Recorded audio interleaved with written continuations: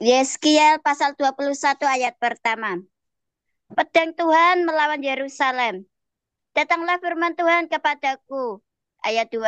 Hai anak manusia, tujukanlah mukamu ke Yerusalem dan ucapkanlah banyak teguran terhadap tempat kudusnya dan bernubuatlah melawan tanah Israel. Katakanlah kepada tanah Israel, beginilah firman Tuhan. Lihat, aku akan menjadi lawanmu dan akan mencabut pedangku dari sarungnya dan melenyapkan dari tengah-tengahmu orang benar dan orang fasik. 4. Oleh karena aku hendak melenyapkan dari tengah-tengahmu orang benar dan orang fasik, maka pedangku akan terhunus dari sarungnya terhadap semua manusia dari selatan sampai utara. Ayat 5. Dan semua manusia akan mengetahui bahwa aku Tuhan mencabut pedangku dari sarungnya sehingga tidak akan kembali lagi ke situ. Amin. Ayat yang keenam, dan kau anak manusia, mengeranglah. Mengeranglah di hadapan mereka seperti seorang yang tulang pinggangnya patah dan yang berada dalam kesengsaraan yang pahit. 7. Dan kalau mereka bertanya kepadamu, mengapa engkau mengeluh? Jawablah, karena suatu berita. Kalau berita itu sudah tersiar, setiap hati akan menjadi tawar, dan semua tangan menjadi lemah lesu. Segala semangat menghilang dan semua orang terkencing ketakutan. Sungguh, pasti datang dan terjadi. Demikianlah firman Tuhan Allah. 8. Kemudian datanglah firman Tuhan kepadaku. 9. Hai anak manusia, bernubuatlah dan katakan, beginilah firman Tuhan. Pedang, pedang, yang sudah diasah dan juga digosok. 10. Diasah untuk menumpahkan darah dan digosok supaya mengkilap seperti petir. Apakah kita akan bersuka cita? Tongkat anakku menghina segala macam kayu. Amin.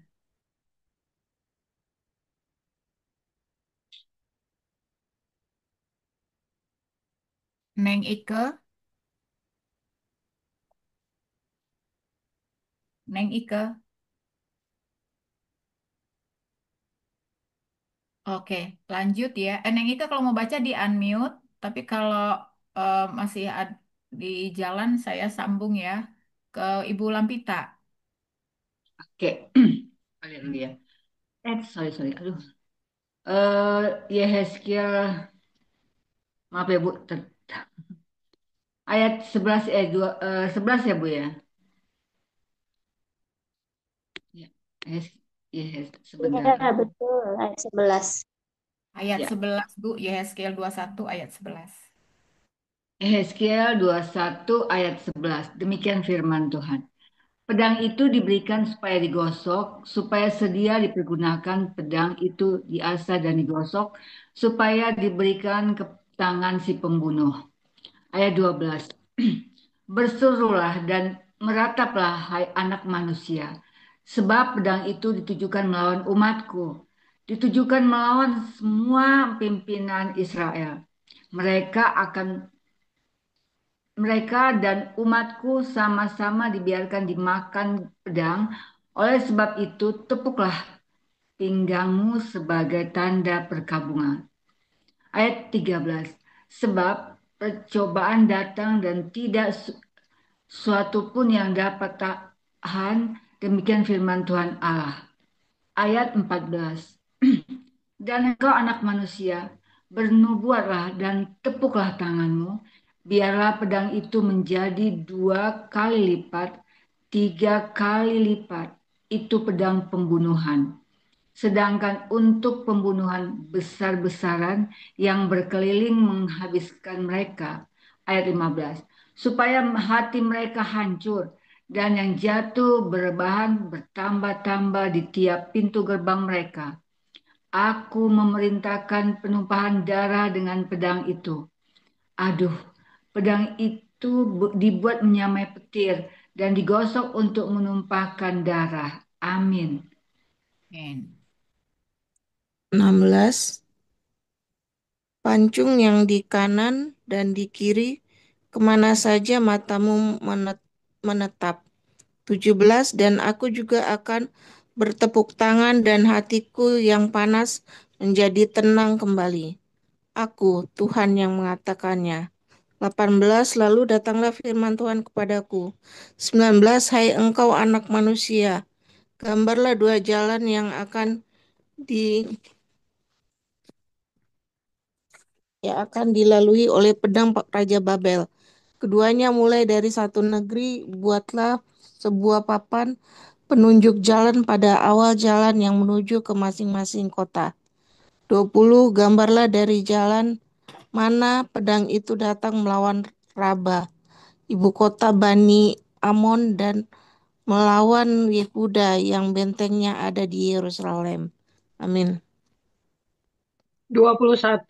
Sebab Raja Babel berdiri pada persimpangan jalan itu pada awal kedua jalan itu untuk melakukan tenungan. Ia mengocok panah, meminta petunjuk dari terafim, dan menilik hati binatang. 22. Ke dalam tangan kanannya terjatuh panah tenungan mengenai Yerusalem, supaya diperdengarkannya suara orang yang membunuh dan menyerukan pekik pertempuran, supaya menyusun alat-alat pendobrak pintu gerbang dan menimbun tanah menjadi tembok pengepungan dan mendirikan benteng pengepungan. 23. Tetapi bagi mereka itu adalah tenungan yang menipu, walaupun mereka mengangkat sumpah yang muluk-muluk. Tetapi ia mengingat kesalahan mereka sehingga mereka ditangkap. 24. Oleh sebab itu, beginilah firman Tuhan Allah. Oleh karena kamu membuat kesalahanmu itu teringat kembali dengan tersingkapnya pelanggaranmu, sehingga kentara dosa-dosamu dalam segala perbuatanmu, oleh karena kamu menjadi teringat kembali, kamu akan ditangkap dengan kekerasan. 25. Dan hai engkau, Raja Israel, orang fasik yang durhaka, yang saatmu sudah tiba untuk penghakiman terakhir. Amin. Ayat 26, beginilah firman Tuhan Allah, jauhkanlah serbanmu dan buanglah mahkotamu, tiada yang tetap seperti keadaannya sekarang, yang rendah harus ditinggikan, yang tinggi harus direndahkan. Puing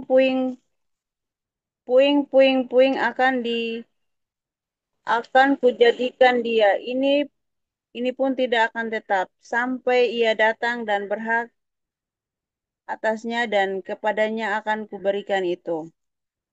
Pedang Tuhan melawan Bani Amon. Ayat 28. Dan engkau anak manusia, bernubuatlah dan berkata, beginilah firman Tuhan Allah mengenai Bani Amon dan cercaan mereka. Katakanlah, pedang sudah tercabut untuk menumpahkan darah, digosok untuk memunahkan dan supaya mengkilap seperti petir. Sedang orang melihat penglihatan yang menipu bagimu dan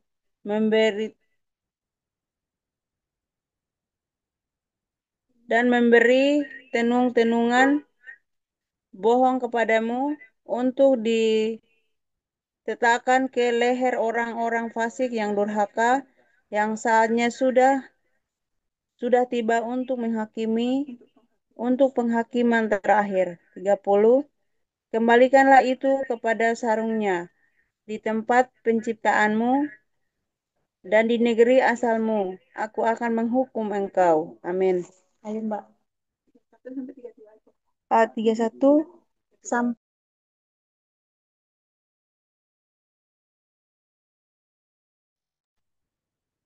Iya, Bu Susi, di unmute ya. Di unmute itu mic-nya, nggak kedengeran Bu Susi. Dibuka. Iya, mic-nya dibuka. Dibuka mic-nya. Ya, sudah. silakan. 31 ya, sampai 5 ayat ke bawah. Ayat yang ke-31, aku akan mencurahkan geramku atasmu dan menyemburkan api murkaku kepadamu dan menyerahkan engkau ke dalam tangan orang-orang dungu yang menimbulkan kemusnahan. Engkau menjadi makanan api, darahmu akan tertumpah di tengah-tengah tanah itu, dan engkau tidak akan diingat-ingat lagi, sebab aku Tuhan yang mengatakannya. Datanglah firman Tuhan kepadaku. Hai engkau anak manusia, maukah engkau menjatuhkan hukuman atas kota yang penuh hutang darah? Beritahukanlah kepadanya segala perbuatannya yang keji. dan katakanlah, beginilah firman Tuhan Allah, hai kota yang mencurahkan darah di tengah-tengahmu, sehingga waktu penghukumanmu datang dan membuat berhala-berhala bagimu yang menajiskan dirimu. Amin. Ya, selanjutnya Kak Yersi. Baik, ayat 4, demikian firman Tuhan. Dengan darah yang engkau curahkan, engkau bersalah, dan dengan berhala-berhalamu yang engkau perbuat, engkau menjadi najis. Dengan demikian, engkau membuat saatmu mendekat dan membuat akhir tahun-tahunmu datang. Akhir tahun-tahunmu datang. Oleh karena itu, aku memberi engkau cercaan bagi bangsa-bangsa dan ejekan bagi semua negeri. Ayat 5, yang dekat padamu dan yang jauh daripadamu akan mengejek engkau, yang kenajisannya terkenal dan yang penuh hura-hura. Ayat 6, lihat masing-masing pemimpin Israel mengandalkan kekuatannya di tengah-tengahmu untuk menumpahkan darah. Ayat 7, padamu ayah dan ibu dihina, dan di tengah-tengahmu orang melakukan pemerasan terhadap orang asing, padamu anak yatim dan janda ditindas. Ayat 8, engkau memandang ringan terhadap hal-hal yang kudus bagiku, dan hari-hari sabatku kau najiskan. Amin. Ayat 9, padamu berkeliaran orang-orang pemfitnah dengan maksud mencurahkan darah, dan orang makan daging persembahan di atas gunung-gunung. Kemesuman dilakukan di tengah-tengahmu. 10, padamu orang menyingkapkan aurat istri ayahnya dan memperkosa perempuan pada waktu cemar kainnya yang menajiskannya. Yang satu melakukan kekejian dengan istri sesamanya, dan yang lain menajiskan menantunya perempuan dengan perbuatan mesum. Orang lain lagi memperkosa saudaranya perempuan, anak kandung ayahnya. Padamu orang menerima suap untuk mencurahkan darah, engkau memungut bunga uang atau mengambil riba dan merugikan sesamamu dengan pemerasan, tetapi aku kau lupakan. Demikian firman Tuhan Allah. Ayat 13, sungguh aku bertepuk tangan mengenai keuntunganmu yang haram, yang kau dapati, dan mengenai darah yang dicurahkan di tengah-tengahmu. Amin. Ayat 14, apakah hatimu akan tetap teguh dan tanganmu merasa kuat pada masa aku bertindak terhadap engkau? Aku, Tuhan, yang mengatakannya dan yang akan membuatnya. Ayat 15, aku akan menyerahkan engkau di antara bangsa-bangsa dan menghamburkan engkau ke semua negeri, dan aku akan mengikis kenajisanmu daripadamu. Ayat 16, maka engkau akan dinajiskan di hadapan bangsa-bangsa karena kesalahanmu sendiri, dan engkau akan mengetahui bahwa akulah Tuhan. 17, lalu datanglah firman Tuhan kepadaku. 18, hai anak manusia, bagiku kaum Israel sudah menjadi sanga. Mereka semuanya adalah ibarat tembaga, timah putih, besi dan timah hitam di dalam peleburan. Mereka seperti sanga perak. Amin. Ayat 19, begini firman Tuhan. Sebab itu beginilah firman Tuhan Allah. Oleh karena kamu semuanya menjadi sanga, maka sungguh aku akan mengumpulkan kamu di tengah-tengah Yerusalem. Ayat 20, seperti orang mengumpulkan perak, tembaga, besi, timah hitam, dan timah putih di dalam peleburan dan menghembus api di bawahnya untuk meleburnya. Demikianlah aku akan mengumpulkan kamu dalam murkaku dan amarahku, dan menaruh kamu di dalamnya dan melebur kamu. Ayat 21, aku akan mengumpulkan kamu dan menyemburkan api kemurkaanku kepadamu sehingga kamu dilebur di dalamnya. Ayat 22, seperti perak dilebur dalam peleburan, begitulah kamu dilebur di dalamnya. Dan kamu akan mengetahui bahwa aku Tuhan yang mencurahkan amarahku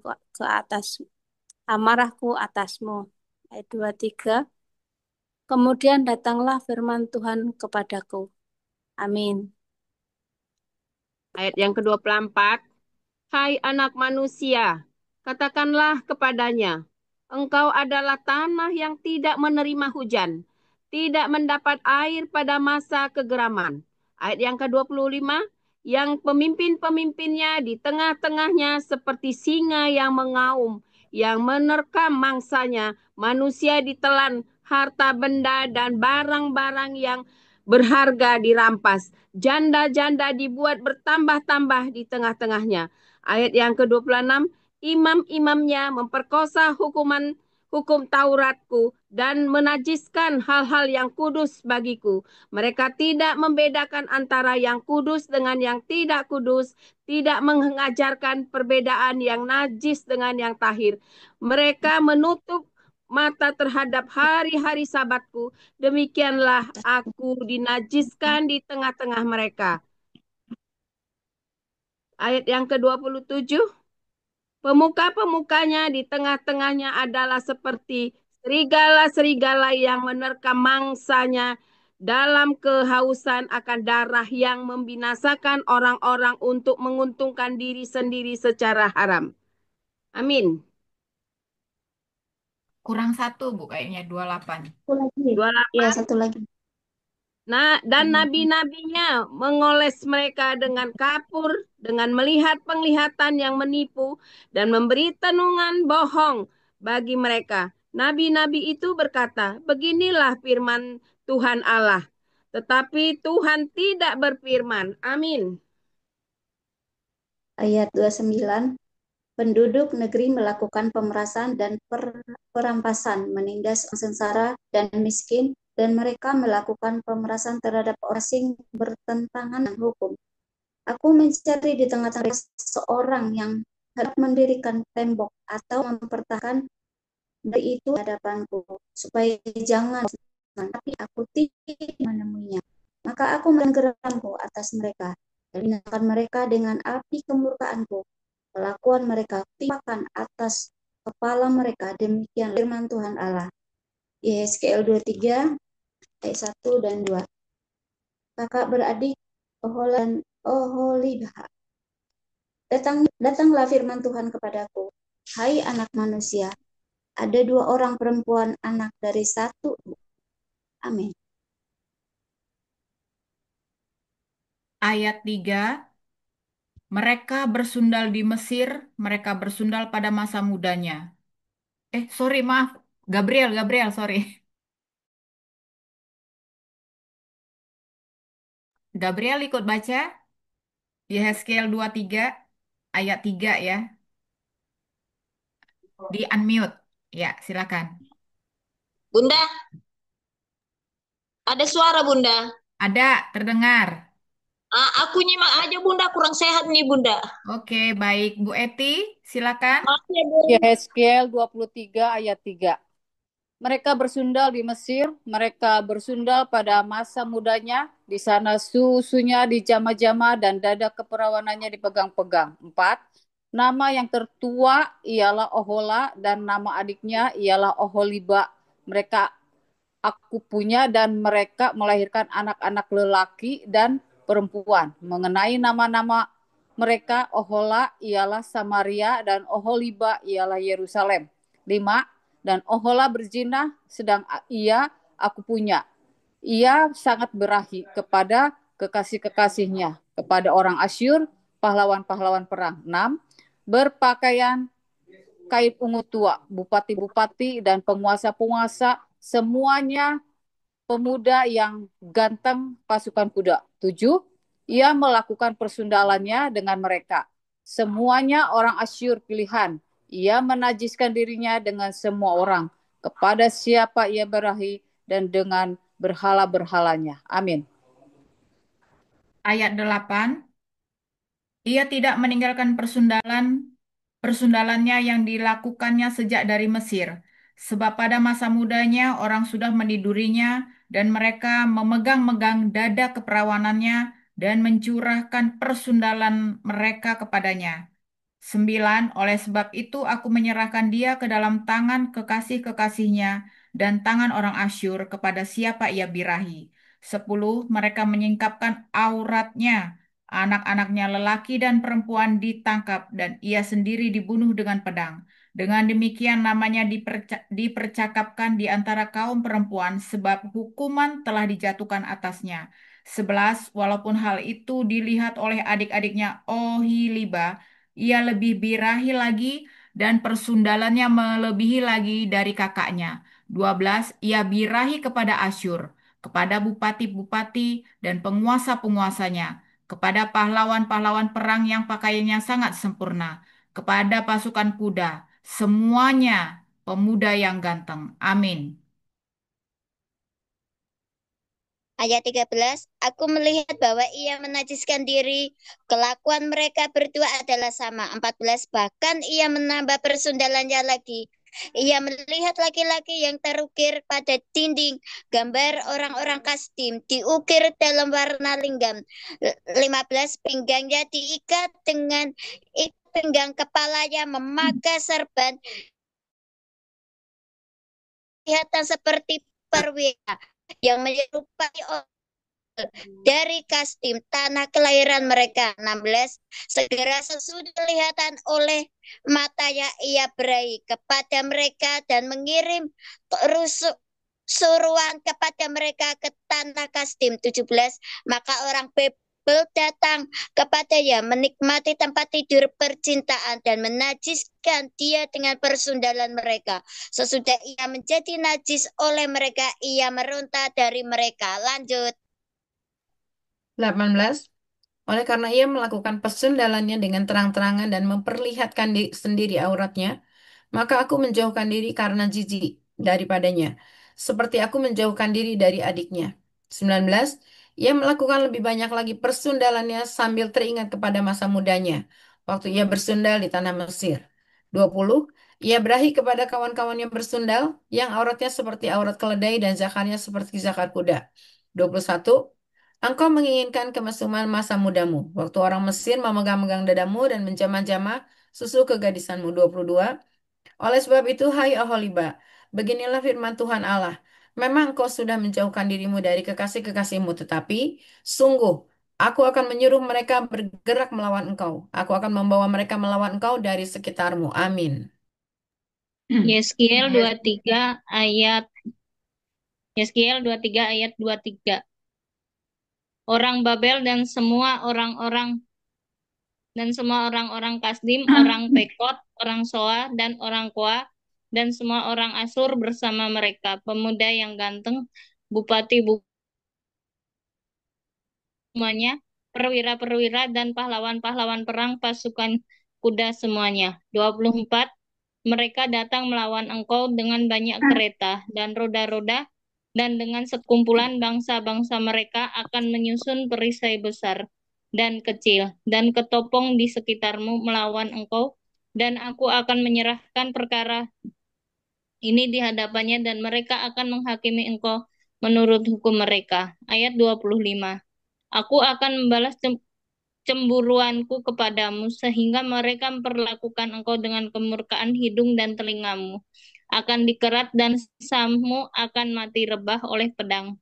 Mereka akan menangkap anak-anakmu lelaki dan perempuan, dan sisamu akan dimakan api. Ayat 26. Mereka akan menelanjangi engkau dan merampas perhiasan-perhiasanmu. Ayat 27. Aku akan membuat engkau menghentikan kemesumanmu dan persundalanmu sejak dari tanah Mesir, sehingga engkau tidak lagi melirik kepada mereka dan tidak lagi mengingat-ingat orang Mesir. Amin. Yeskiel 23 ayat 28. Demikian firman Tuhan. Sebab beginilah firman Tuhan Allah. Lihat, aku akan menyerahkan engkau ke dalam tangan orang yang kau benci, walaupun engkau sudah menjauhkan diri dari mereka. Mereka akan memperlakukan engkau dengan kebencian dan akan merampas segala jerih payahmu dan meninggalkan engkau telanjang bugil, sehingga aura persundalanmu kelihatan kemesumanmu dan persundalanmu. 30. Mendatangkan hal ini atasmu karena engkau bersundal dengan mengandalkan bangsa-bangsa dan menajiskan dirimu dengan berhala-berhala mereka. 31. Engkau hidup mengikuti kelakuan kakakmu, sebab itu aku memberi engkau minum dari pialanya.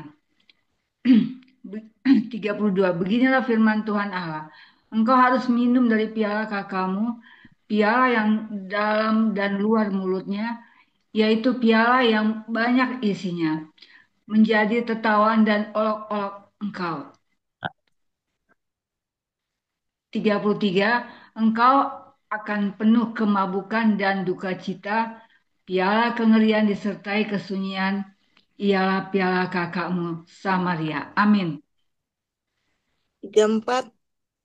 Engkau meminumnya beserta ampasnya sampai menggugis pecahan-pecahannya, dan engkau merabitkan susumu. Sebab aku yang mengatakannya, demikian firman Tuhan Allah. 35. Oleh karena itu beginilah firman Tuhan Allah. Oleh karena engkau melupakan aku dan membelakangi aku, sekarang tanggung sendirilah kemesumanmu dan persundalanmu. 36. Lalu Tuhan berfirman kepadaku, hai anak manusia, maukah engkau menghakimi Ohola dan Oholiba dan memberitahukan kepada mereka perbuatan-perbuatannya yang keji? 37. Sebab mereka berzina, tangan mereka berlumuran darah, dan mereka berzina dengan menyembah berhala-berhalanya. Bahkan anak-anak lelaki mereka yang dilahirkan bagiku dipersembahkannya sebagai korban dalam api kepada berhala-berhalanya menjadi makanan. 38. Sebab itu hal ini juga mereka lakukan kepada aku. Mereka menajiskan tempat kudusku pada hari itu dan melanggar kekudusan hari-hari sabatku. Amin. 39. Dan sedang mereka menyembelih anak-anak mereka untuk berhala-berhalanya, mereka datang pada hari itu ke tempat kudusku dan melanggar kekudusannya. Sungguh inilah yang dilakukan mereka di dalam rumahku. 40. Tambahan lagi mereka meminta orang-orang datang dari tempat yang jauh dengan menyuruh suruhan memanggil mereka, dan sungguh mereka datang. Demi kedatangan mereka engkau mandi bersih-bersih, mencalak alismu dan menghias dirimu dengan perhiasan-perhiasan. 41. Engkau duduk di tempat tidur yang serba indah dan di hadapannya meja dengan hidangan yang disajikan. Di atas tempat tidurmu itu kau taruh ukupanku dan minyakku. 42. Lalu kedengaranlah suara keramaian hidup bersenang-senang padanya, dan kepada orang-orang dari orang banyak ditambahkan lagi pemabuk dari padang gurun. Mereka mengenakan gelang pada tangannya dan mahkota kemuliaan di atas kepalanya. 43. Aku berkata, apakah bunga yang layu ini masih melakukan persinahan? Orang bersundal dengan dia, bahkan dengan dia. Amin.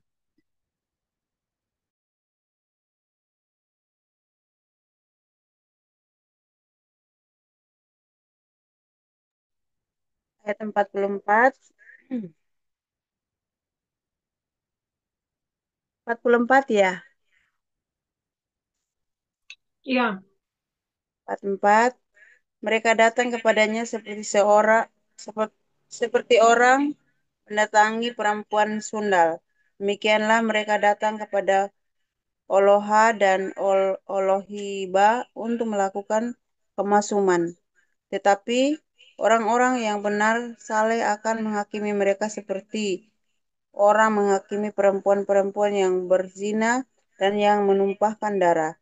Sebab mereka adalah perempuan-perempuan berzina dan tangan mereka berlumuran darah.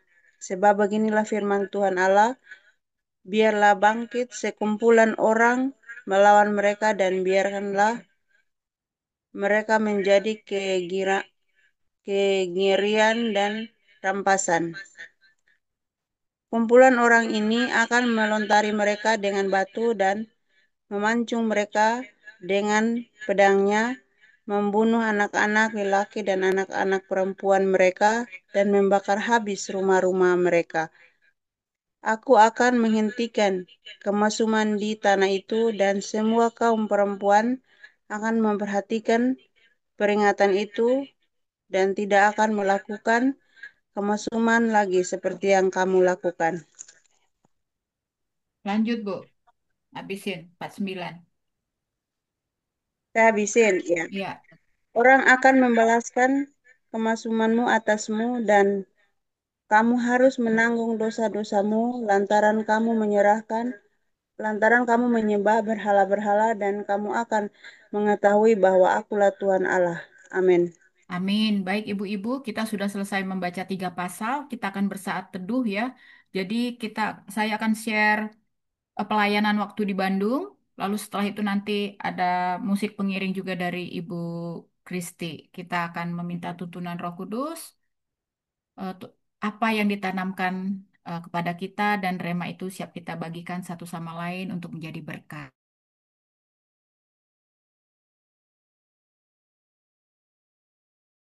Jadi ini di Bandung waktu lalu ya.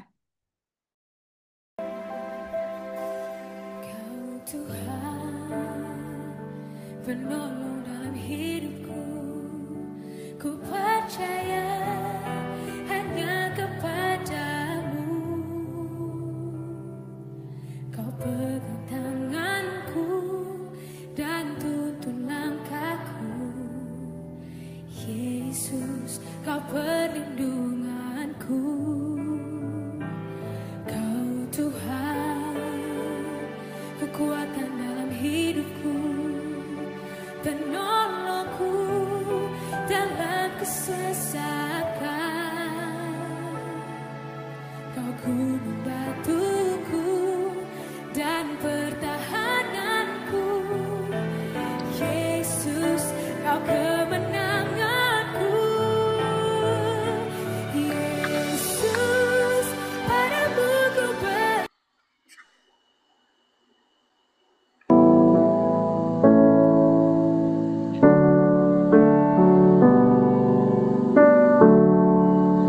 Ada saatnya yang ku alami tak seperti yang aku ingini. Ku tetapkan hati untuk percaya.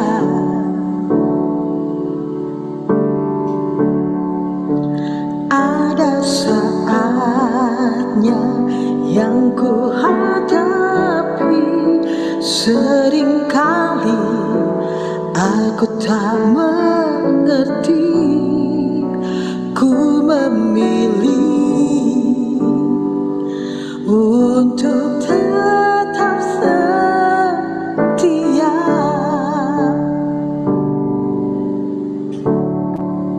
Sampai akhir di hidupku, ku kan tetap menyembahmu, melayanimu seumur hidupku.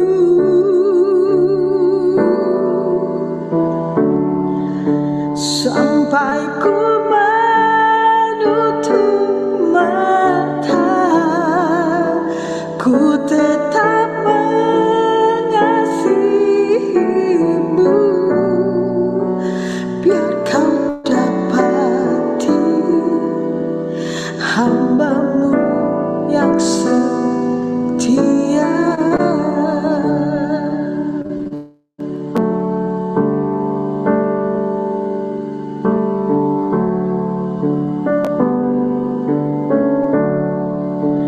Ada saatnya yang ku hadapi, seringkali aku tak mengerti.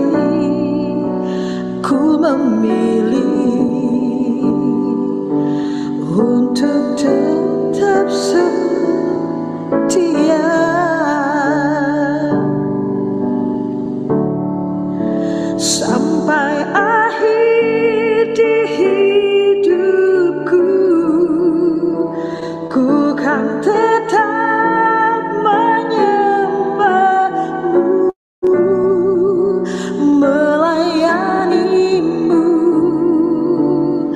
seumur hidupku.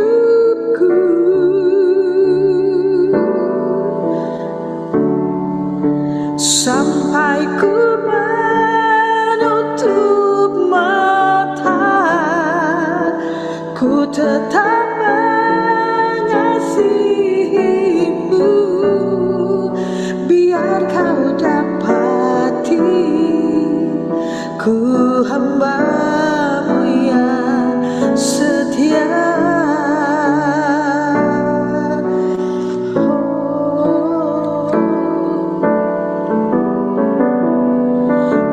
Ku memilih untuk setia sampai akhir di hidupku. Ku kan tetap menyerahmu sampai ku menutup mata, ku tetap mengasihimu, biar kau dapati ku hamba-Mu yang setia.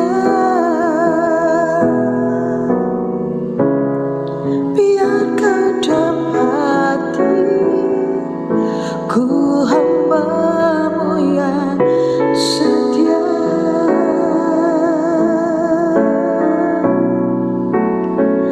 Amin.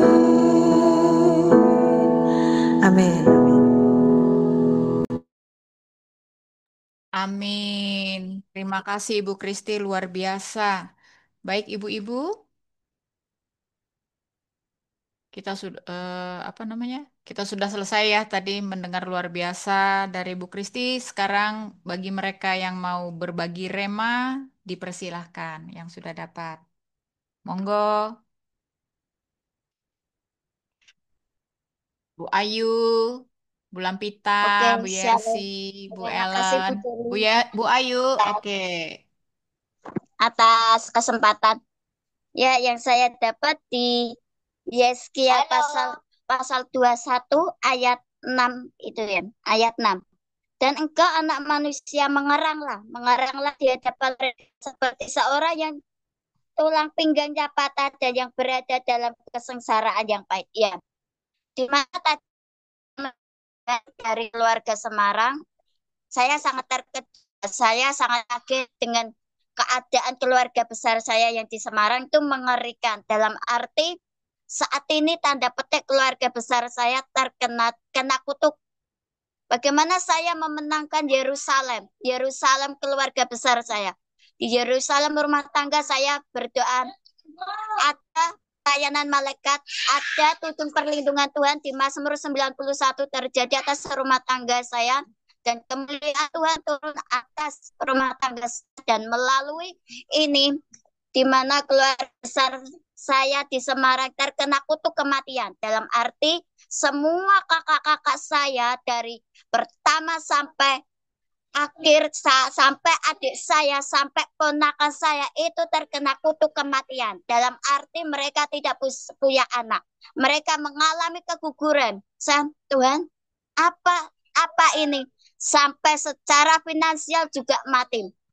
Inilah saatnya di tahun 2025 Tuhan menggenapkan janjian, di mana kami dipercaya sebuah kepercayaan tanda profetik, sebuah tanah dan kambing, di mana kami rindu untuk memberi makan-makan, dan kami bukan memperlihatkan kegagahan, kebiasaan kita, tidak. Langsung saya pagian, saya injili keluarga besar saya sampaikan di grup. Saya bilang gini, ayo kakak-kakakku, mbak-mbakku, bertobatlah dan berbaliklah. Jangan sampai si kampret, si setan menghabisi semua apa yang kamu miliki. Harta benda, anak, semuanya. Janganlah sampai engkau terkutuk, karena ini adalah kutuk. Harus dibebaskan, harus dibasmi. Dalam arti berbalik dan bertobatlah. Karena ada firman Tuhan, jika orang yang tidak bertobat dan tidak berbalik kepada Tuhan, kutuk itu akan merajalela dan masuk ke keturunan. Saya bersyukur saya dimenangkan melalui suami penolong saya. Saya dipisahkan dari keluarga besar saya dari Semarang. Itu sangat anugerah yang luar biasa. Saya mengerang untuk Yerusalem saya di Semarang dan juga kota yang saya tinggali dan semua orang-orang yang bertarikat dengan saya itu mengalami perjumpaan Tuhan. Tidak hanya untuk diri saya sendiri, tetapi mereka melihat karakter Kristus dalam hidup saya. Dan pertobatan itu terjadi setiap hari. Di mana kita saat ini sedang hidup dalam anugerah Tuhan, kita tidak boleh mengasihani diri sendiri, tetapi melihat orang-orang di sekitar kita, bagaimana keadaan dan kondisi mereka. Kasih kita harus kita buktikan. Di mana keluarga besar saya merasa dirinya baik-baik saja, tetapi hatinya remuk, hatinya jatuh, hatinya tidak berbahagia semua. Saya merasakan itu ada sesuatu berharga keluarga besar saya di Semarang. Saya harus melakukan, saya dengan suami harus bergandengan tangan, harus unity memerangi semua kutuk supaya tidak berkelanjutan di anak cucu keturunan saya. Itu yang saya sampaikan. Mengerang, tersungkur, bersujud di hadapan Tuhan, mempunyai kerendahan hati, meminta belas kasihan untuk keluarga. Terima kasih. Yerusalem adalah tanggung jawab kita semua. Amin. Itu Bu Joli yang saya dapat. Amin. Terima kasih ya Rahayu ya. Kita semua memang sudah hidup di di masa kasih karunia ya. Tuhan Yesus sudah menebus dosa-dosa kita, tetapi kemudian yang memang menjadi penghalang sebenarnya adalah diri kita sendiri ya. Bukan berarti ketika kita sudah hidup di zaman kasih karunia terus kita semena-mena, kita membuat dosa-dosa, tidak ya. Pertobatan, itu tadi Rahayu katakan pertobatan. Kadang kutuk itu kita sendiri sih yang sebenarnya kutuk itu apa ya bahasa ininya. Kemarin tuh saya baru baca. Kalau kutuk itu kedengarannya mengerikan sekali. Ada satu istilah gitu yang sepertinya itu lazim untuk bisa kita terima gitu. Tapi saya lupa istilahnya itu apa. Jadi saya pakai aja istilahnya Rahayu ya. Jadi Tulah Bu Joli. bukan tulah. Jadi tulah sama kutuk kan hampir sama. Ada istilahnya itu kemarin saya baca, cuman saya lupa gitu ya. Nah, jadi itu semacam hukuman gitu ya. Jadi hukuman itu terjadi akibat kita sendiri sebenarnya. Ya, makanya perlu pertobatan kita yang menghalangi kasih karunia Tuhan itu bekerja di dalam diri kita dengan melakukan dosa-dosa. Lalu ketika kita sudah mengalami kasih mula-mula, sebenarnya di situ kita bisa merasakan bagaimana luar biasanya karya Kristus di dalam hidup kita. Rahayu terus ya berjuang untuk saudara-saudaranya. Itu luar biasa kalau kamu bisa menginjili keluargamu loh. Itu luar biasa itu ya. Apalagi dengan kondisi seperti kamu, terus kamu punya iman yang luar biasa. Tentunya seperti saya juga dan pastinya ibu-ibu lain itu harus banyak belajar juga dari kamu karena saya juga punya keluarga besar untuk menarik mereka. Seperti kamu, saya belum bisa frontal gitu, masih pelan-pelan. Baik, silakan ibu-ibu lain, boleh. Bu Mensi mau berbagi? Neng Ike atau Bu Lampita boleh. Bu Ya, Ellen. Siapa maaf ya ini? Bu, saya mau tanya. Oh, Bu, Bu saya, Lampita ya. Silakan. saya mau tanya juga. Kita itu maaf ya Bu, ini sharing aja Bu ya. Sebenarnya yang benar, yang mana kita kita ditebus dari dosa-dosa kita atau kita ditebus dosa-dosa kita yang tebus. Aku pengen lebih jelas karena kalau menurut saya Bu ya, kalau kita sudah yang tergadai pada saat kita berbuat dosa, kita yang digadai. Jadi kita yang di apa namanya ditebus dari dosa-dosa kita. Tadi kan Ibu ngomong dosa-dosa kita tebus. Saya pengen minta penjelasan deh Bu. Makasih Bu Yoli. Oh, Bu, maksudnya pertanyaannya apa? Tadi Ibu kan bilang kita ditebus dari dosa-dosa kita. Jadi saya nangkepnya seolah-olah dosa kita yang ditebus gitu. Oh, Bukankah kita yang tergadai? Jadi kita yang ini saya ini loh kita lagi belajar. Sebenarnya kalau menurut saya kita yang tergadai, jadi kita ditebus. Dan mana yang betul. benar Bu? Kita sudah ditebus oleh darah Kristus. Jadi saya tadi ngomong apa? Kebalik ya? Ya, kebalik. Dosa-dosa kita tebus gitu. Oke, Ya, makasih Bu. Ya, makasih Bu. silakan yang lain. Ya, saya mau sharing sedikit ya. Em, Bagi saya Yeskiel 21 sampai 23 itu adalah pengingat keras tentang konsekuensi dosa dan ketidaksetiaan. Ini juga mencerminkan untuk memeriksa apakah saya mengutamakan hal duniawi di atas Tuhan. Namun, di balik semua peringatan itu, ada kasih Tuhan yang besar yang memanggil kita untuk bertobat kembali kepadanya. Intinya, mengajarkan saya untuk menjadikan Tuhan prioritas utama. Kalau saya itu sih Bu, memang selama ini saya belum full ya, ya puji Tuhan, tapi puji Tuhan dan bersyukur kepada Allah, saya diperkenalkan dengan apa komunitas membaca Alkitab sehingga saya lebih memperdalam untuk mengenal siapakah Tuhan saya yang sesungguhnya dan sebenarnya. Itu aja sih Bu yang menjadi sharing saya hari ini. Terima kasih. Terima kasih Neng Ike ya. Rasanya sama ya, kita semua sedang berproses ya berproses untuk benar-benar apa namanya memprioritaskan Tuhan di dalam hidup kita. Kita berproses terus. Tanpa kita sadari kadang-kadang ya berhala dalam bentuk contoh ya anak, pekerjaan, kekayaan itu pun masih terjadi. Oleh karena itu kita perlu terus memang harus membaca firman Tuhan karena firman Tuhan ini akan menyadarkan kita seperti itu ya. Tapi apa namanya bukan hanya sekedar baca, makanya firman itu perlu memang kita hidupi gitu agar kita itu belajar pelan-pelan mengikis berhala-berhala yang ada di dalam hidup kita sehingga kita benar-benar gitu ya sungguh-sungguh memprioritaskan Tuhan itu di dalam hidup kita. Dan sekali lagi kita semua masih berproses. Kecuali kalau ada ibu-ibu di sini mungkin yang sudah bisa itu luar biasa ya mungkin bisa kesaksian gitu bagaimana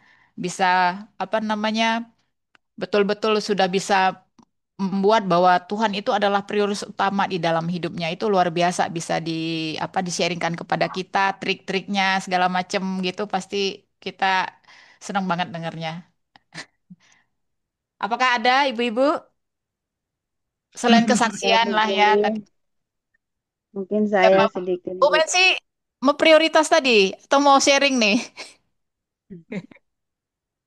Sharing. Ya, Bu, sama prioritas juga. Jadi, eh, seperti yang tadi ibu-ibu kesaksian juga, Bu Ayu, Neng, siapa lagi namanya itu ya, yang tadi sudah kesaksian, sama juga sebenarnya itu. Jadi, ini apa apa kitab Yeskiel ini kan pengingat bagi kita, terutama yang tadi kita baca, dan itu pelajaran buat saya juga untuk tetap berhati-hati, menjaga sikap dan segala sesuatu yang saya alami. Lalu ibu-ibu saya juga mau berbagi ya mengenai pembacaan firman ini kesaksian sedikit saja. Eh, saya bersyukur ya Bu Juli lewat pembacaan firman tiap hari itu melatih, Bu. Ketika Ibu suruh kita ikut menjadi host, berani berbicara di room kita ini yang eh, Zoom sekarang ini ya. Kadang-kadang waktu awal saya disuruh saya takut, saya bilang, aduh Bu Juli saya tidak bisa omong gitu kan. Ternyata melalui selama ini kan saya ikut komunitas yang lain, tapi tidak seberani yang selama ini di perempuan pembaca Alkitab ya. Jadi ini saya kesaksian ibu-ibu. Jadi melatih dengan Bu Juli menyuruh untuk host. Jadi saya dilatih sedikit demi sedikit. Akhirnya saya berani untuk tampil berbicara di depan seperti ini. Lalu beberapa minggu yang lalu kan saya ikut Zoom di TikTok gitu kan, pembacaan juga. Sama sih, tapi hanya beberapa orang saja. Nah, di situ saya perhatikan gitu loh. Kan kita tiap hari baca. Jadi dari kesaksian ibu-ibu, saya juga nyimak, lalu saya simpan di hati saya, pikiran saya. Nah, ketika kami baca kan dari hostnya kan suruh kita untuk membahas ayat per ayat. Dari beberapa ibu-ibu yang saya dapat di sana, mereka hanya bilang, lewati dulu Bu, saya belum bisa bicara Bu, gitu kan. Jadi saya berpikir loh, kok saya terus disuruh untuk apa namanya, untuk membahas ayat-ayat yang tadi kita baca, poin-poin apa yang kita dapatkan gitu kan. Selesai Zoom saya bilang begini, ternyata dengan pembacaan firman tiap hari itu melatih. Jadi ketika kita di grup yang lain, kita tidak malu lagi, tidak grogi lagi, bahkan kita bisa berani berbicara, membagi setiap firman pembacaan yang kita baca, seperti itu Bu. Saya juga sangat berterima kasih juga ke ibu-ibu yang setiap hari membagi kesaksian-kesaksian, jadi menguatkan saya, seperti itu. Terima kasih Bu Joli.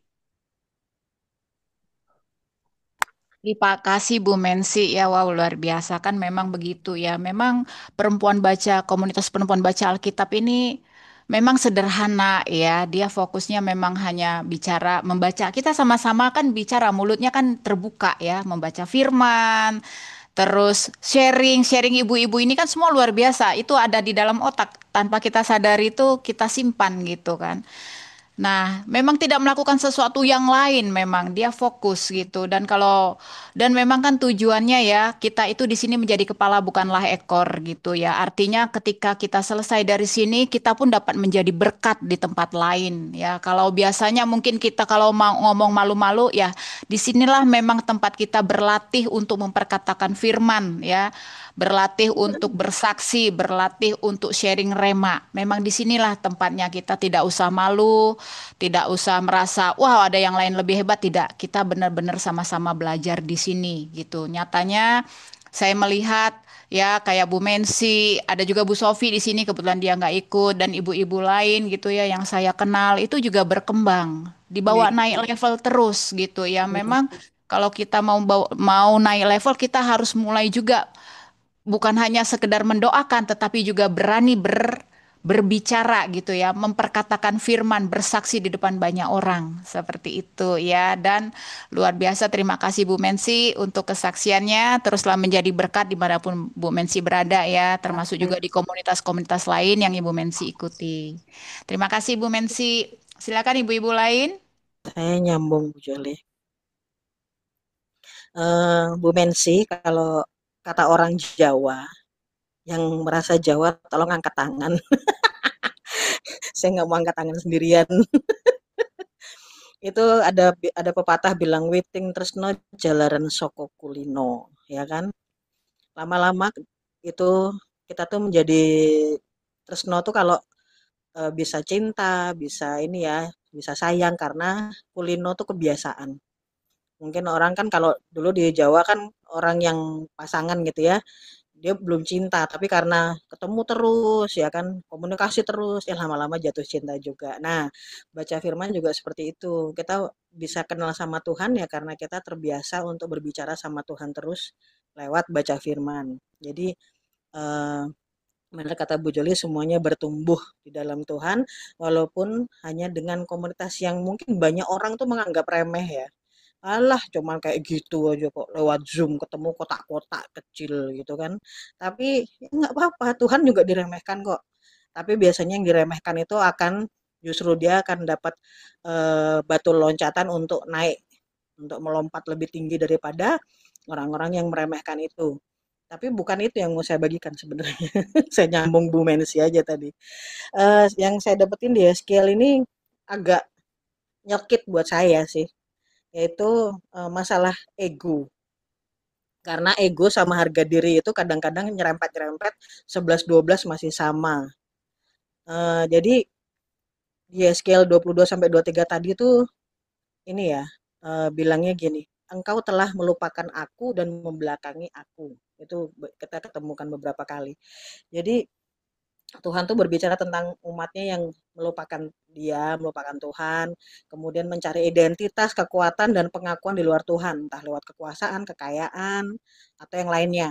Jadi ini kalau ngomongin masalah harga diri itu gini, harga diri itu harusnya bagaimana kita menilai diri kita sendiri, dan seharusnya itu dibangun atas kasih Allah dan identitas kita sebagai anaknya Tuhan, anak Allah. Nah, tapi ketika ego itu menguasai harga diri kita, nah mulai nih, kita tuh hanya merasa berharga kalau dipuji sama orang, kita tuh merasa berharga kalau udah dinomor satukan sama orang, terus kita malah merasa kayak takut gagal karena, wah ini pencapaian kita nggak bisa nih, kayak gitu. Jadi kayak orang yang nggak pede sebenarnya. Dan yang paling parahnya adalah sulit ditegur karena dia merasa diserang secara pribadi. Padahal nggak ada yang nyerang, dia merasa aja gitu loh. Jadi dia baper gitu. Nah, kenapa saya bilang ini tuh nyelekit? Karena kadang-kadang tuh ya itu tadi yang saya bilang ego sama harga diri tuh beda tipis gitu loh. Hanya masalahnya ego tuh suka sembunyi di sini nih, masa di belakangnya harga diri. Kadang tuh orang kalau udah ditegur, oh, masalahnya bukan apa-apa bro, ini harga diri bro, gitu kan, harga diri. Padahal itu ego yang negatif gitu loh. Jadi justru bukan dalam kesombongan yang terang-terangan. Kalau sombong kelihatan udah malah itu sombong banget, tapi enggak, orangnya enggak sombong, tapi itu yang bersembunyi di balik yang kata harga diri tadi. Jadi kesombongan terang-terangan tapi dalam usaha melindungi harga diri yang arahnya udah salah kaprah gitu loh. Jadi orang yang dikuasain ego tuh nggak bisa dengan mudah bilang, aduh saya salah gitu. Nggak bisa, susah banget. Tapi pada saat kita mau tunduk taat sama Tuhan, Tuhan kan bilang kan selalu ya sama umat Israel, kalau kamu setia, aku mau mengampuni kamu dan memulihkan keadaanmu. Nah, pada saat kita tunduk taat, mungkin kita nggak salah, mungkin juga gitu loh. Tapi kita kadang-kadang itu yang paling nyelekit di saya tuh pada saat saya bilang I'm sorry buat sesuatu yang sebenarnya saya nggak salah gitu loh. Tapi hanya untuk supaya apa ya? Kalau dulu almarhum papa saya sering bilang seperti ini, pada saat kamu memaafkan seseorang, pada saat kamu nggak salah, itu kamu menaruh bara api di atas kepala orang itu. Jadi biar kayak ketampar lah orang itu. Kita nggak perlu nampar dengan kekerasan, kita nggak perlu negor dia secara kamu ini ya gitu, enggak. Tapi yang di apa namanya yang kita ajari orang itu adalah dengan tindakan kita. Nah, tindakan kita itulah aku sebenarnya nggak salah dan dia sebenarnya tahu itu. Tapi kok dia malah minta maaf ya gitu. Nah, pada saat kita bilang minta maaf, oke saya salah, saya minta maaf. Itu kalau kita bener-bener kayak iya ya, kayak kalau secara daging nggak terima gitu loh, pengennya tangannya gemes aja gitu, pengen gitu kan. Tapi nggak boleh, semuanya dilakukan dengan kasih. Nah, pada saat kita meminta maaf dan kita memaafkan dia juga, di situ tuh kayak kita belajar sesuatu tentang benar-benar kasih yang nyata gitu loh. Tuhan juga nggak salah tapi dia disalib. Tuhan nggak salah tapi dia diremehkan. Jadi apa ya? Pelajaran saya dari skill ini juga benar. Jadi nggak semerta-merta kita tuh secara terang-terangan tuh menghina Tuhan, mengkhianati Tuhan atau gimana enggak.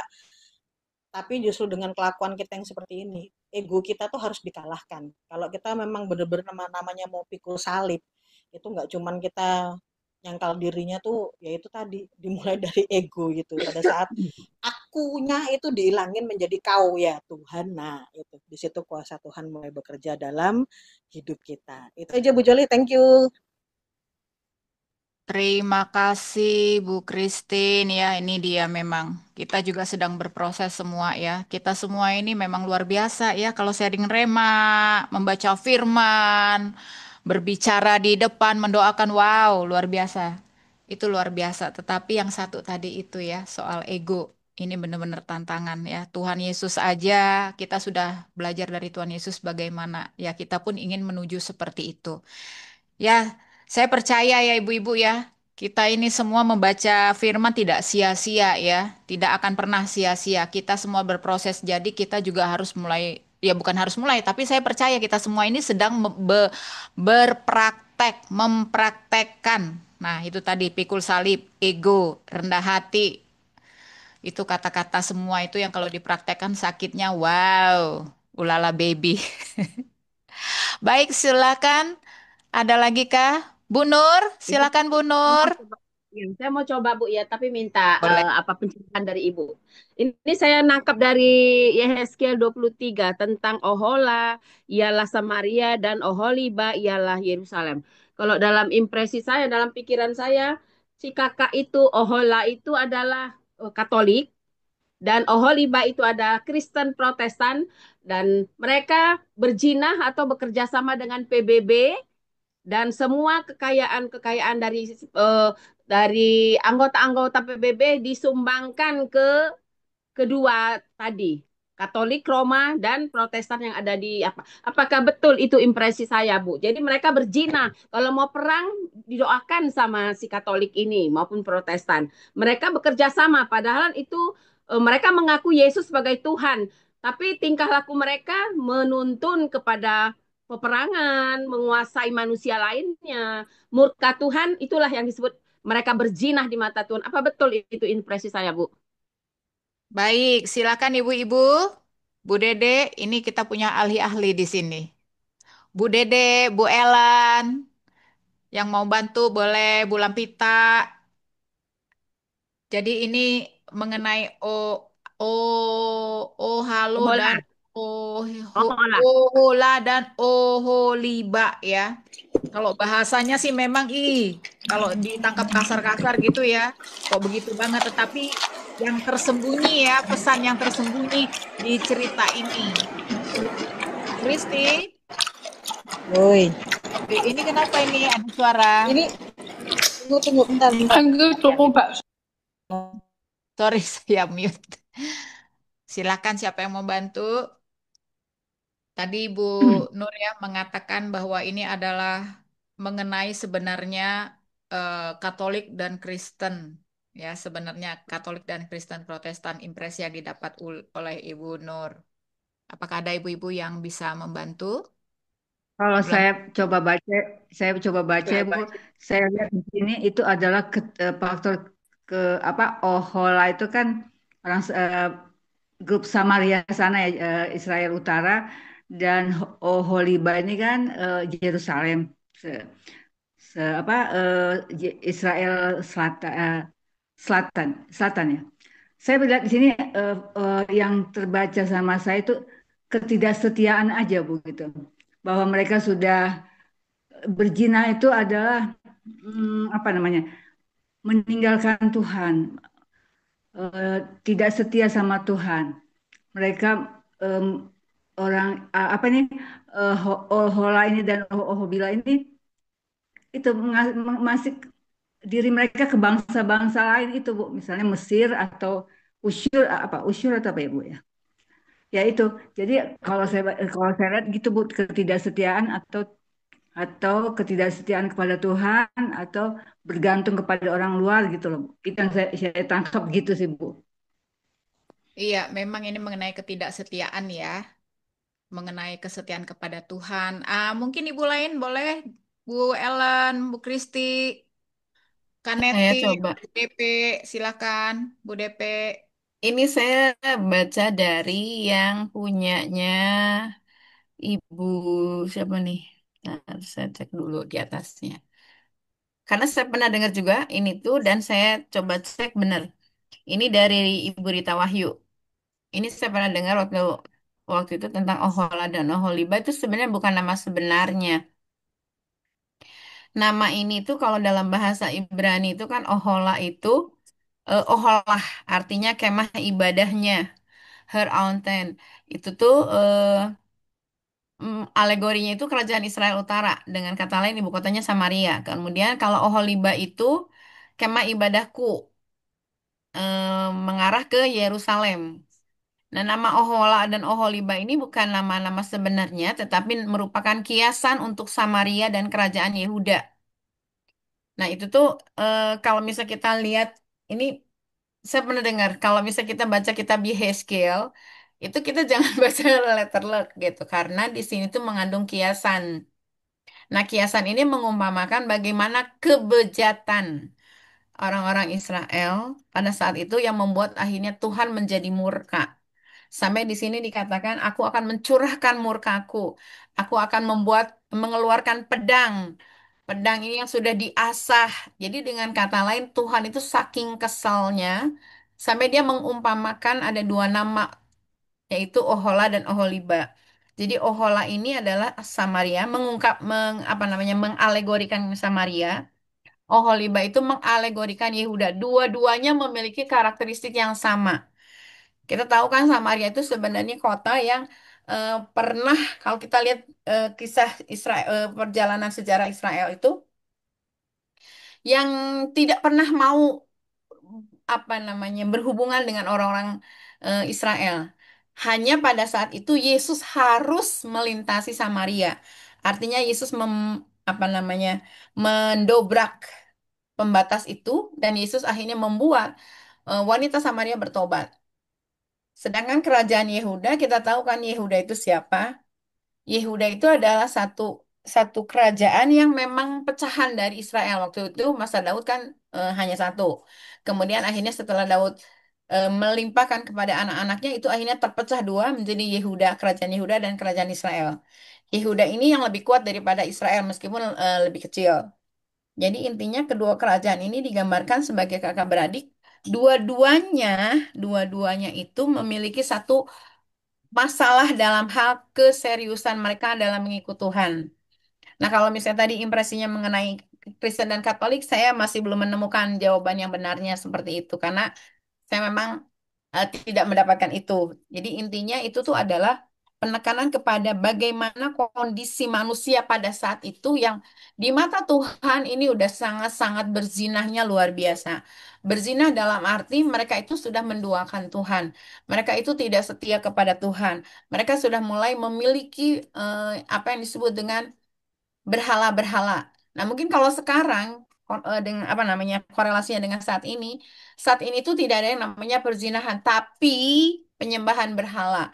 Sadar atau tidak, kadang-kadang kita juga memiliki berhala-berhala dalam tanda kutip mungkin berhala yang saya tahu ada 3 jenis berhala. Cuma saya nggak tahu benar ininya. Yang pasti salah satu di antaranya adalah kekuasaan, power. Itu juga salah satu berhala. Nah, Tuhan mengingatkan kita ketika kita membaca kitab Yehezkel ini untuk kita waspada. Tadi saya mencatat sih memang ada beberapa hal poin penting dari sini. Ketika di sini dikatakan, kamu memang membuat kesalahanmu itu teringat kembali dengan tersingkapnya pelanggaranmu.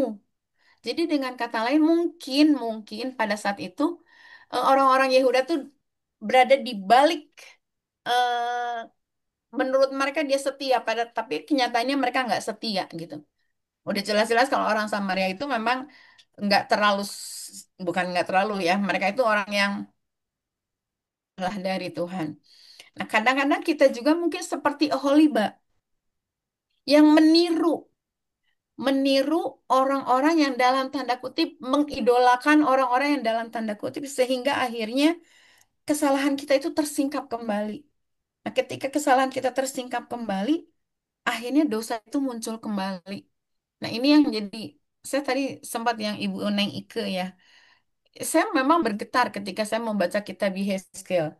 Ketika kitab ini tuh terang-terangan Allah memang menginginkan terjadinya kehancuran atas Israel karena kesalahan orang Israel yang begitu dahsyat, yang begitu luar biasa, sampai akhirnya Allah mencurahkan murkanya. Nah, jangan sampai kita turun atau jatuh ke dalam murka Tuhan. Sorry ya, saya off cam ya. Ini tadi saya tadi sempat ini freeze juga. Ketika kita jatuh ke dalam murka Tuhan, nggak ada seorang pun yang bisa menolong kita. Dan ini salah satu di antaranya adalah Samaria dan Yehuda yang jatuh ke dalam murka Tuhan. Mereka tidak bisa ditolong. Sampai di ayat yang ini, di yang ayat 31 dari pasal 22, aku mencurahkan geramku. Bayangin kalau manusia geram aja kayak gimana. Ini Tuhan loh yang geram. Terus dan membinasakan mereka dalam api kemurkaanku. Kelakuan mereka kutimpakan atas kepala mereka. Demikianlah firman Tuhan Allah. Jadi ini Ohola dan Oholiba itu hanya ada di kitab Yehezkel dan tidak ada di kitab yang lain. Yaitu itu yang saya dapat. Mudah-mudahan mudah-mudahan ada yang bisa menambahkan ya. Oke, itu aja sih Bu Joli, makasih. Baik. Demonstrasi itu Bu Dede.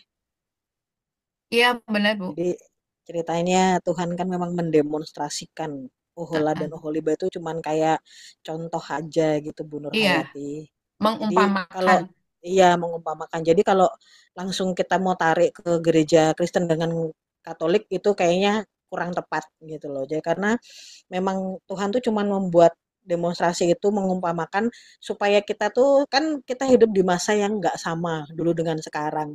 Jadi apa namanya untuk kita tuh biar bisa menggambarkan betapa apa marahnya Tuhan, jijiknya Tuhan. Nah, digambarkan sebagai istri-istrinya Tuhan si Ohola dan Oholiba ini dan dikasih hukuman. Jadi kalau tadi yang berhala tadi itu kan memang kalau ke zaman sekarang itu karena gereja tuh lebih mengandalkan kekuatan manusia kan ada politik, ada power, kekayaan itu dan popularitas. Nah, daripada kuasa Roh Kudus itu jadi berhalanya gereja itu tiga itu.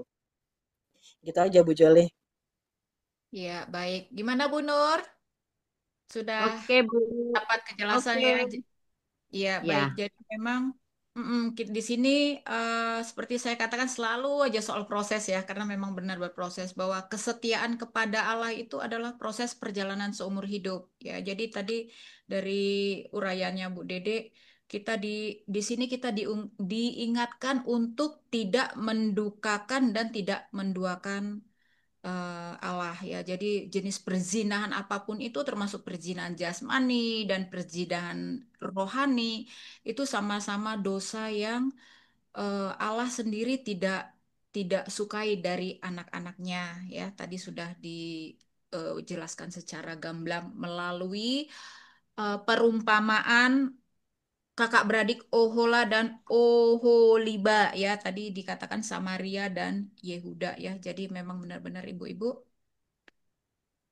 apa mari kita terus mengingat kasih setia Tuhan ya pada kita dan pertolongannya kepada kita supaya kita itu mampu setia kepada Tuhan ya ada ibu-ibu lagi yang mau sharing. Bu Joli, saya Oh bisa ya tambahkan sedikit aja. boleh silakan Bu Ellen. Iya, saya eh, kita baca ya tadi Yehezkiel 21 sampai 23 itu garis besarnya adalah betapa Tuhan murka, marah sekali sampai Tuhan nggak bisa menahan dirinya. Segitu Tuhan sabar tadi Bu Dede sampaikan bahwa siapa yang bisa melawan Tuhan gitu ya. Kalau kita bisa melawan manusia sesama manusia aja, kadang-kadang kalau dia lebih kuat dari kita babak belur gitu ya. Nah, ini melawan Tuhan gitu ya. Tapi di sini sebenarnya di pasal 21 itu eh, kita melihat loh di ayat yang ke-6 bahwa Tuhan sebelum melaksanakan murkanya ketika dia mengasah pedangnya untuk membinasakan. Nggak pilih-pilih ya, di pasal 21 sampai 23 itu Tuhan nggak pilih-pilih. Oh, yang orang benar kalau kemarin-kemarin kita baca bahwa orang yang benar diberi tanda, dimeteraikan supaya diselamatkan, yang dimusnahkan orang-orang fasik, orang-orang jahat. Tapi di ayat ini kita belajar bahwa yang dimusnahkan dengan pedang itu semuanya, tidak pandang bulu orang itu benar atau orang itu fasik, semuanya dimusnahkan sama Tuhan. Tapi ada satu ayat di sini, Tuhan di ayat yang ke-6. Dan engkau anak manusia mengeranglah di hadapan mereka seperti seorang yang tulang pinggangnya patah dan yang berada dalam kesengsaraan yang pahit. Ternyata sebelum Tuhan melaksanakan hukumannya, Tuhan itu sedih banget gitu. Tuhan itu merasakan hancur hatinya gitu. Makanya dia berkata, hai anak manusia mengeranglah seperti kalau sakit pinggang gitu. Jadi kita lihat bahwa uh, uh, batas kesabaran Tuhan itu untuk menghukum manusia itu karena keadilan Dia. Karena Dia Allah yang berdaulat, jadi Dia punya keadilan ketika kita melakukan hal yang tidak baik. Iblis mendakwa kita dan Tuhan nggak bisa seenaknya melewati iblis siapa sih kamu gitu. Enggak. Tuhan menunjukkan keadilannya gitu. Makanya sebelum dia melakukan apa kemarahannya, melampiaskan kemarahannya, dia sedih sekali gitu. Ini umat pilihannya dia, Israel tuh umat pilihan dia gitu ya.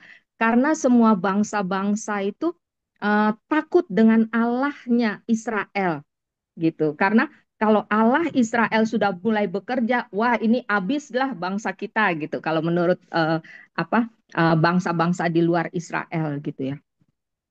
Nah, eh, Allah kita itu begitu mengasihi umat pilihannya sampai dia mau mengutus anaknya gitu untuk datang ke dunia menyelamatkan kita, dan itu tertulis di ayat yang ke-27, pasal 21 ayat yang ke-27.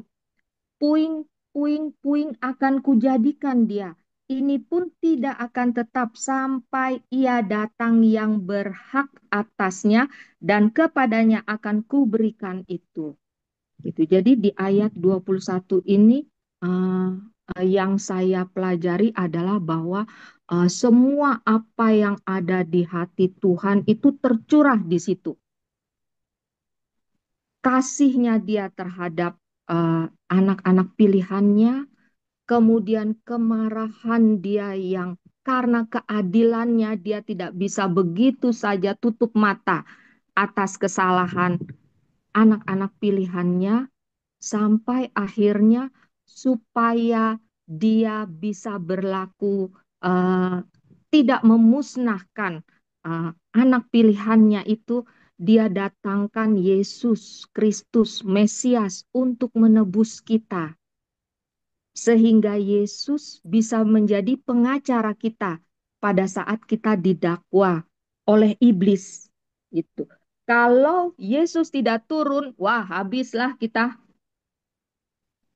Tapi karena Yesus, karena kasihnya dia, karena dia mengerang sebelum dia melakukan penghukuman, dia utus firman-Nya untuk datang ke dunia memberitakan tentang keselamatan. Gitu. Jadi kalau kita sudah mengaku kita umat pilihan Tuhan, kita berdosa, iya, karena kita masih manusia, gitu. Tapi saat kita jatuh ke dalam dosa, segera bertobat, dan bukan setelah tobat terus kita kumat lagi, enggak. Dengan mengentengkan, gampang, nanti kita mohon ampun, nanti kita ditahirkan lagi, dibersih lagi, enggak gitu ya. Dan kita juga bukan hanya sekedar tahu bahwa oh Yesus Kristus datang ke dunia untuk menyelamatkan manusia, semua orang tahu. Ya kalau sekarang ya dunia sudah mulai terbuka bahwa memang yang bisa menyelamatkan hanya Yesus Kristus, karena di medsos sudah banyak diberitakan ya seperti itu gitu. Tapi kita juga harus betul-betul bukan hanya di mulut tapi di pikiran kita, di hati kita mengakui bahwa ya tanpa Yesus kita tidak selamat gitu. Nah, itu satu kebahagiaan kita dilahirkan di zaman sekarang. Zaman setelah Yesus datang ke dunia. Kalau sebelum Yesus datang ke dunia, wah udah habislah kita. Gitu. Itu yang saya mau tambahkan bahwa Allah menghukum kita ya memang karena kesalahan kita, karena Dia sebagai Allah yang harus berlaku adil. Tapi di zaman kasih karunia ini ada Kristus yang menebus kita, yang dia datangkan untuk menebus kita, dan kita harus betul-betul menerima dia, bukan hanya di mulut, tapi juga di pikiran kita, di hati kita, yang otomatis jiwa kita pun akan mengikuti, dan apa yang kita lakukan itu otomatis jadi seturut dengan apa yang Tuhan mau buat kita. Begitu Bu Joli, terima kasih, Tuhan berkati. Terima kasih Bu Ellen ya, baik ibu-ibu ya. Tapi gitulah manusia ini ya. Kadang-kadang kita itu orang percaya sudah tahu buat itu dosa. Pertanyaannya kenapa kadang-kadang udah bertobat pun masih kepengen melakukan hal yang sama ya. Nah itu kan ya.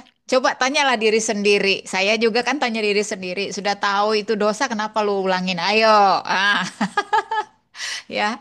Baik ibu-ibu, Tapi kita akan. Ibu Yoli, Ah, ada kan dibilang gini Bu, roh itu ayo. apa? Roh pengelut, daging lemah. Ah, itu dia. Karena daging kita ini lemah memang ibu-ibu ya. Jadi memang semua itu kembali kepada itu yang kita lakukan itu adalah kehendak. Makanya kalau kita berdoa kan terjadi kehendakmu lah yang jadi ya. Kehendakmu itu kan Bapa ya. Tetapi dalam kenyataannya itu sering kehendak kita lah yang terjadi. Makanya kalau kita berdoa kan mulai Tuhan. Tapi dalam kenyataannya masih sering terjadi kehendak kita ini loh yang terjadi di dalam diri kita.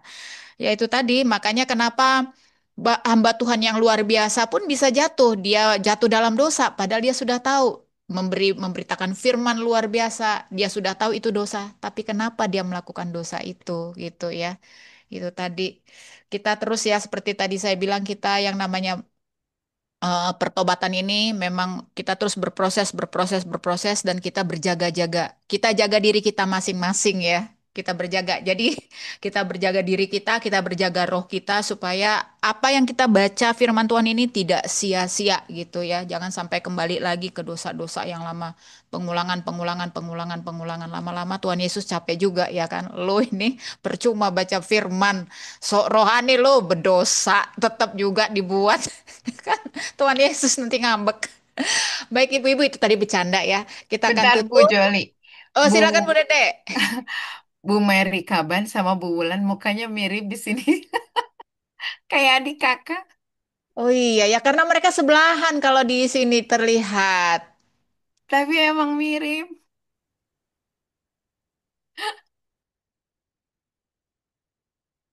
Ah, mirip kalian loh. Nanti kalian lihat ya hasilnya ya, hasil percetakan apa namanya screenshot ini. Di screenshot. Hmm. Sudah kita pungkasi ya, kita selesai, sudah sharingnya. Nanti bahan refleksi kita tadi itu ya, yang kita sudah perbincangkan sama-sama di sini. Eh, Selesai ini merenunglah sendiri sebelum tidur.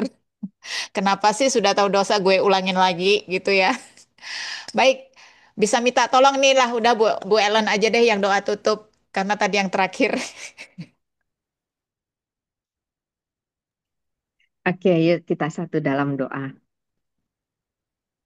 Selamat malam Bapak Sorgawi, terima kasih kalau pada malam hari ini kembali Engkau kumpulkan kami dalam Zoom Perempuan Baca Alkitab. Terima kasih Tuhan untuk pembacaan firman-Mu pada malam hari ini kami belajar. Belajar untuk menghormati Engkau, untuk tidak main-main akan keselamatan yang Engkau berikan. Terima kasih Tuhan, terus taruh hikmat-Mu di dalam diri kami, sehingga kami lebih mengerti Engkau, kami lebih mengenal Engkau, Tuhan. Dan Roh Kudus terus bukakan firman-Mu di dalam kehidupan kami, sehingga firman-Mu itu dapat menuntun setiap langkah kami, dan ajar kami untuk kami tidak jatuh ke lubang yang sama. Tapi ketika Engkau membangkitkan kami tutup lubang itu dan kami maju melangkah bersama dengan Engkau. Terima kasih Tuhan Yesus, oleh kasih-Mu Tuhan, kami diselamatkan, kami ditebus, dan bayaran kami lunas, sehingga roh, jiwa, dan tubuh kami seutuhnya milik Engkau. Sepanjang malam ini Tuhan, malaikat-malaikat sorgawi-Mu berkemah di sekeliling kami. Dalam istirahat kami Tuhan, kami bisa beristirahat dengan tenang, dan Engkau berikan kembali kebugaran di dalam tubuh kami, dalam istirahat kami, sehingga kami besok bangun dengan tubuh yang lebih fit, lebih kuat untuk menjalani rancangan-Mu pada hari esok. Kami serahkan malam hari ini ke dalam tangan kasih-Mu Tuhan. Ampuni segala kesalahan kami sepanjang hari ini. Kami sudah melakukan hal-hal yang tidak berkenan di hadapan Engkau. Ampuni kami. Kami juga mengampuni orang-orang yang sudah bersalah kepada kami, orang-orang yang membawa kami kepada kejatuhan, orang-orang yang mengajarkan kami hal-hal yang tidak baik. Kami mengampuni mereka, kami mengasihi mereka, dan kami memberkati dengan berkat terang Tuhan bersinar atas mereka, sehingga mereka bebas dari kegelapan. Dan kami bersyukur bahwa kami memiliki penebus yang Dia akan berdiri di depan kami, menjaga kami, dan berdiri di belakang kami, menutup barisan kami. Terima kasih Bapa Sorgawi, terima kasih Tuhan Yesus, Roh Kudus, terus sertai kami sepanjang malam hari ini. Di dalam nama Tuhan Yesus kami berdoa dan mengucap syukur selalu. Haleluya. Amin. Amin.